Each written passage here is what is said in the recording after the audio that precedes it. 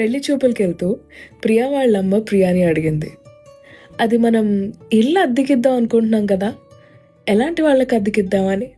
అప్పుడు ప్రియా చెప్పింది, "ఆమ్, rent pay చేయగలగాలి కదా, సో ఏదైనా ఉద్యోగం చేస్తున్న వాళ్ళైతే బెటర్, అండ్ ఫ్యామిలీ టైప్ అయితే బెటర్, కొంచెం ఇల్లు బాగా చూసుకుంటారు కదా, అండ్ చెత్త అది పోసేయకుండా బాగా మెయింటైన్ చేయాలి.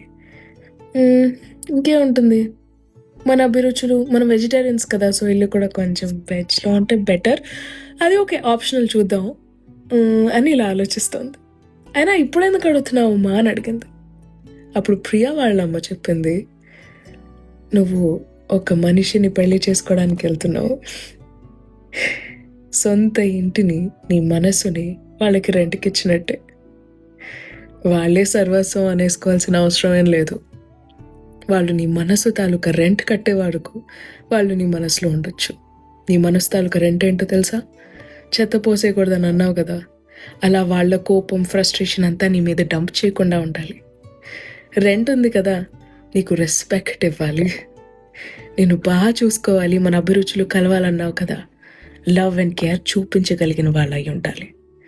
ఇలాంటి వాళ్ళని సెలెక్ట్ చేసుకో, అద్దె కట్టే వరకే నీ మనసులో ఉండనివ్వు అని చెప్పింది. చిన్న కథ నచ్చిందా?